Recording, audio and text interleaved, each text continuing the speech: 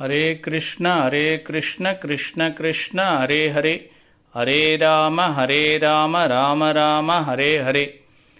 இன்னைக்கு நாம் பார்க்கக்கூடிய தலைப்பு, பக்தர்கள் கிருஷ்ணரின் குணங்களை வளர்த்து கொள்கின்றனர் என்ற தலைப்பை எடுத்துட்டு பேசலாம். விருந்தாவனத்தில் உள்ள அனைத்து பக்தர்களும் கிருஷ்ணருக்கு மிகவும் பிரியமானவர்களாக இருக்கின்றனர்.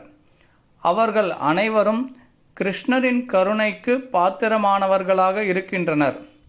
நாம் அப்படி கிடையாது, குறிப்பாக நான் கிடையாது.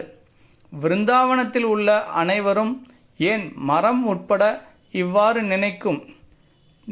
கிருஷ்ணா, நீங்கள் எப்போது இங்கு வருவீர்கள்? எனக்காக இல்லை என்றாலும் மற்றவர்களுடைய இன்பத்திற்காகவா தாங்கள் இங்கு வர வேண்டும் என்று எண்ணுவார்கள்.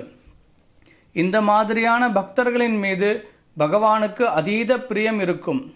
ஸ்ரீல பிரபுபாதர் அடிக்கடி குறிப்பிடுவார், நீங்கள் கிருஷ்ண பக்தியை பயிற்சி செய்யும் பட்சத்தில் நீங்கள் கிருஷ்ணரின் குணங்களை வளர்த்து கொள்வீர்கள்.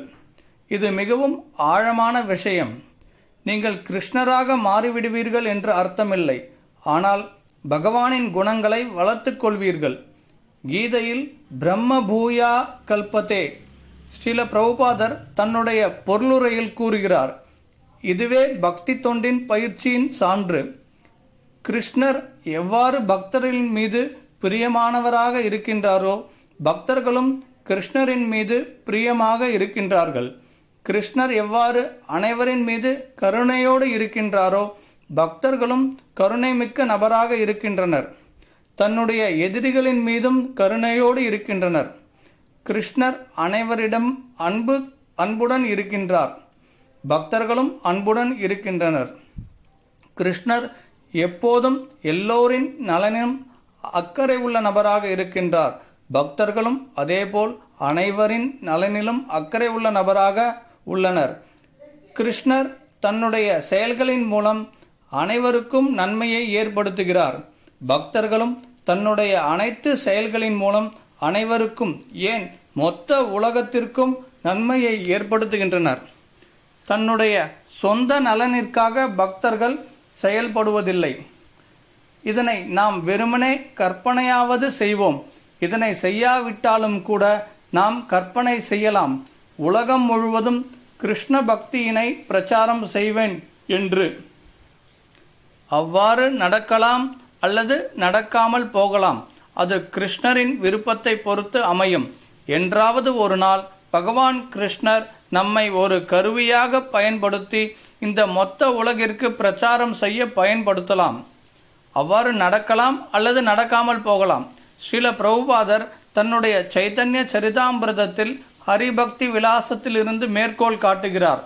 ஒரு பக்தரால் தன்னால் எதுவும் செய்ய முடியாவிட்டாலும் வெறுமனே பகவான் ஸ்ரீ கிருஷ்ணருக்காக ஏதேனும் செய்ய நினைப்பதன் மூலம் கிருஷ்ணருடைய கருணைக்கு பாத்திரமாக முடியும்.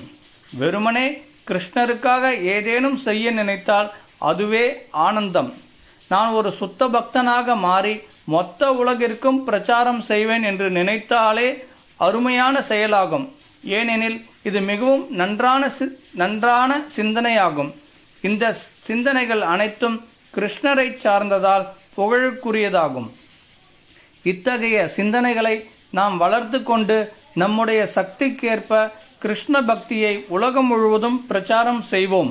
அதன் மூலம் நாம் ஒரு கருவியாக இருந்து இந்த உலகிற்கு நன்மை அளிக்க முடியும். நம்முடைய வாழ்க்கை புகழுடையதாக மாறும். அதன் மூலம் பக்தர்களை நாம் புரிந்து கொள்ள முடியும். அவர்களுக்கு நம்மால் சரியான முறையில் சேவை செய்ய இயலும். நம்முடைய வாழ்க்கையை முடித்து கொண்டு கோலோக விருந்தாவனத்திற்கு செல்லும்போது நம்மால் பக்தர்களுக்கு முறையான சேவை செய்ய இயலும். நாம் அங்கே செல்லாவிட்டாலும் மீண்டும் வந்து இங்கே முயற்சி செய்வோம். எப்படி இருந்தாலும் தோல்வி என்பதே கிருஷ்ண பக்தியில் கிடையாது. கிருஷ்ணர் நமக்கு உதவி புரிவதற்கு எப்போதும் தயாராக உள்ளார். ஹரே கிருஷ்ண. ஹரே கிருஷ்ணா ஹரே கிருஷ்ணா கிருஷ்ண கிருஷ்ணா ஹரே ஹரே ஹரே ராம ஹரே ராம